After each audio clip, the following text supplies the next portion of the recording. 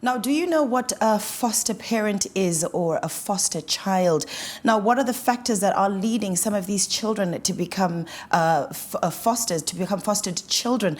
On Monday, a business executive found himself in court accused of raping his girlfriend's 11-year-old daughter. Now, the girl reported this to her mum, but her mum did not take any action. And then the young lady went and reported it to her teacher, who then took action of this. But now this young lady is now in a safe house. Thank God for that. And we will ask ourselves, what is a safe house? And some children have escaped from abusive homes, and some have been rescued from abusive parents and guardians as well. But where do these children go to? Who looks after these children in such situations and circumstances? We want to give you all the answers this morning, as we are joined by Sandiswe Bule. Bule. Yes. That is, you know, today I've been butchering Hlays and Lays and Lays. Hey, you're butchering things. Sandy, how are you today? I'm all right. You're all right. I'm excited. Yeah. It's kind of strange for me to be up and early. All right, so it's okay. you're not a morning person. Not really. So talk to us about this whole foster. I mean, we just did a show now on Diplomatic Passport last Sunday on homelessness and what's happening on the streets. But it appears that even speaking to the ministry, foster or children needing foster care is on the rise, and there doesn't seem to be enough parents coming forward to actually meet demand, if that's a silly thing to say. Well, what is your take on what's happening? I'm of the opinion that we actually do need more foster parents. Fostering is something that's not easy, emotionally, physically. It takes its toll on you. And just 3 weeks ago, I had to say bye to my 6-month-old. I had him since he was 9 days old. And I had to take a break. And yesterday, I was having a routine call with one of my children's probation officers. And she was bemoaning the fact that she had a 5-month-old that she wanted to send my way. But I'm just on a short break. Yeah, because I need to take care of myself. You know, so I think it's a real thing. And I think the fact that we have institutions that take in children, the fact that we have orphanages, is testament to the fact that we need more foster families. Okay, I need to first understand how many kids you have, but secondly, I can see how much giving up that kid hurts you. I can see it in your face. That's, I mean, this is like from 5 weeks, you said. From 9 days. 9 days, and then you have to give that poor baby. How many kids do you have? How did you get into all of this? Okay, so you asked me 2 questions. Yeah. I'll answer the latter one, then I'll answer the former one Please. afterwards. So I started fostering in 2021. It's actually 2 years on the 23rd of March. Very excited about that. And it was largely because I initially wanted to adopt. I mean, I've always wanted to adopt since I was a kid. And then as I was going through the process of trying to adopt, I realized that there's actually a need for foster families. And I think the need for foster families, if I was to put the two of them on a scale, overshadows the need for adoptive families. Because most kids need a respite. They need a place to be loved, to be cared for, to be taken care of, while their home situation is being sorted. So in your experience, Sandy, you know, when you take in a foster child, where they're coming from is, say, it's abusive. But you know, when the time is up for you now to bring that child back, is it really safe for the child to go back into that space, or are they going to run away again? How has that experience been for you?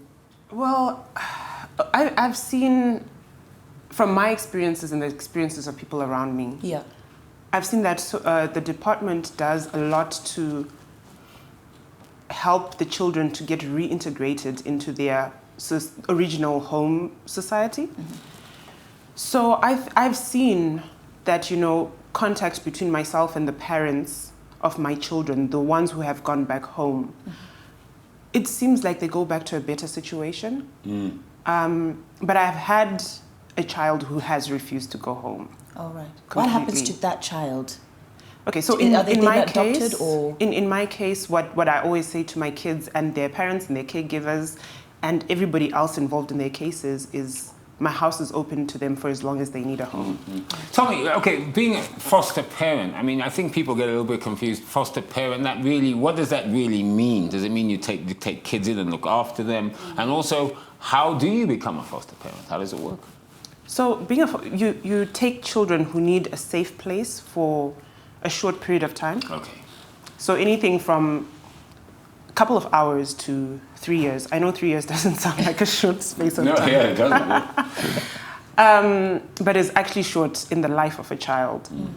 And so you take them in and you basically take care of them as if they're your own child. Okay.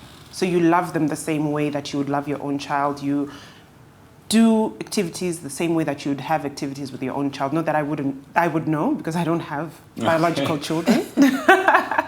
But, and I mean, in order for you to become a foster parent, the very first step is to visit your local Department of Social Development, and then they will take you through the process. Oh, so it isn't that complicated or difficult, is it? Do they do background checks on Yeah, people? yeah. You can't just throw you in, can they? It's a very long process, and I think it's long because I mean these are children that we're talking about, and they're coming from hard places.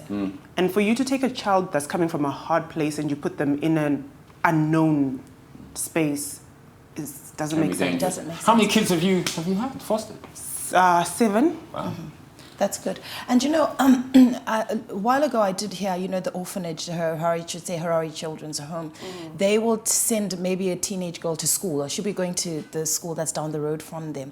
And once she's finished upper 6, she's not allowed to go back into the boarding house. What happens to that child? Where does she go? And I know you have a foundation, Footprints, it's called Footprints. Can you tell us how you help those young children, especially the ones who are like 18 and are coming out of school? Even the teenagers, Even maybe teenagers. 10 to 18, because I think there's a gap here in the law, or even looking after those kids. So what actually happens is when a child turns 18, they're not a child anymore. Right. They're an adult. And so they're discharged from The home. the care of social welfare itself. I mean, the Department of Social It's no Development longer itself. there. But it's not always the case. Okay. Because the orphanages, the institutions can apply for extensions as and when there is need. Okay. But logically, it makes sense that the child would leave at that age because you have more kids being born who need space. to Exactly, stay. if it makes sense. And for us as Footprints, what we initially we were focusing on OVCs in general, which is orphans and vulnerable children, since like 2012, and we were going through a trial and error method of just trying to see how much we could do and what we could actually do. So we eventually settled on assisting children in foster care and alternative care, children who are not essentially living with their biological parents. And what we do is we work with them from the age of 12 to 26. And I know 26 is not a child, but the needs that they have dictate that they still need assistance. So we work with them to give them assistance in terms of educational support and professional support, so like careers mainly. We do throw in a little bit of psychosocial support, a little bit of social support itself, but that's what we do. And currently we're working in Epworth, and we give them free extra lessons. We also do talent discovery and development with them. So that's the work that we're currently doing. And that's highly commendable. You know, I was saying, and you know, so my question was always fostering and adoption, like which one would be better. But you know what, as you did say, there's a huge demand for these. And you know, traditionally as Zimbabwean families or African people, we don't really entertain this thing of, oh, I'm going to bring in a child. What if they're, you know, we don't know their background and what it is. How do you get us, the community, to really jump on board with you to actually say, hey, you know what, fostering is not actually a bad idea, and how can we make your organization more aware? I mean, for people to know more. How can you help us help you?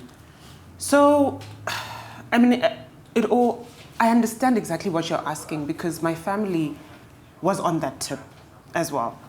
I was trying to foster since 2017. And it took me 4 years to convince them and to walk the path with them and to try and get them to understand. Because every time my grandmother would have visitors, which was very often, she would sit and say, so my other name is Chikomborero, so she'd sit and say, Chikwarudoku tengawana, So it was a topic of discussion. 2017, 18, 19, 20, and eventually 21. But I think there needs to be an awareness Yeah. as to the needs that these children have, and those needs should come over and above the fear of what would happen. So recently at my house, my family apparently tinoera moyo. That's another thing. And so I bought a cow's heart because I ate it at my friend's house and it was so nice. So I bought it and I came home with it and I chopped it up, cooked it. And I said to my guys, okay guys, whoever's eating this is eating this. If you're not, tough luck for you. And we had a whole discussion about mutupo. And I said to them, guys, you don't even know if your mutupo is your mutupo. Because somewhere along the line, It was said. exactly, and someone must have broken the line at some point. But you still carry that mutupo thing, you know what I mean? And I mean, no hate for those people who actually believe that their mutupo is their mutupo. But I think that as a source of you not, as a reason for you not to assist someone, Right. should override just how much these children are in need. My biggest example is always, if I take you to India and you don't speak the languages that the Indian people speak, and you don't have a phone, you don't have a way of contacting your family, you have nothing. And you have to start living with these new people who eat rotis and who eat Spicy. spices and curries and, you know, all these things. How would you feel? Because that's how each and every one of my children have felt. So how can people get hold of your trust footprints? I mean, can they obviously would hope you need some financial assistance or other kind of assistance. How do people get hold of you? They can message me or call me on 0774 232 705. We've got an Instagram page, footprints.zw, and a Facebook page, Footprints Community Trust Zimbabwe. Well, all I can... Sorry, Chico, just repeat your number again. Because I mean, very slowly. 0774 232 705. You're going to get lots of calls now. But before we go, and thank you for coming into Morning Rush. Before we go, talk to us about the increase in drugs and substance abuse that's possibly being seen amongst the youth or amongst some of the kids, particularly some of these who need foster care. Is that an issue? It's an issue, and it's not just a Zim issue, it's a global issue. Because, I mean, imagine if it was you and you enter the system at the age of 4. Your mom abandoned you when she was getting her hair done, and she just leaves. So you enter the system at the age of 4, and nobody comes to claim you. But you start seeing that, oh, Mkoma Ningi or Sisi Ningi has left at 18. And so you grow up with so much anxiety. And apart from that anxiety, you grow up with so much... There's a lot of psychosocial and mental health issues that children requiring foster care and children in the foster care system have. Because they're coming from a hard place, but they know where they are is only temporary. And so when they leave, most of them have no skills. Most of them are not educated enough. I mean, I had an 18-year-old and she came from an orphanage, and trying to get her to do things that we consider as being normal was really hard. Because I would park outside of Nando's 5th Avenue and I would say to her, okay, get into the store, I'm watching you, nobody's gonna harm you. You can look through the glass and you can wave at me if you need me and I'll come to you. In order for her to go and buy us some food. So there's a lot going on.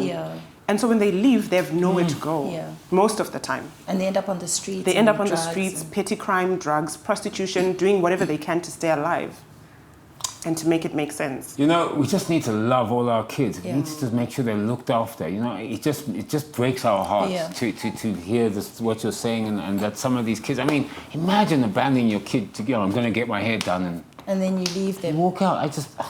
Guys, I don't know. Hey, can we all get involved in this? Please look after our kids. If you can be a foster parent, please be one. Go and sign up, You know, these are our lives. This is our future. But I tell you what, we really commend you. Well done. Well done. Thank you. Well done.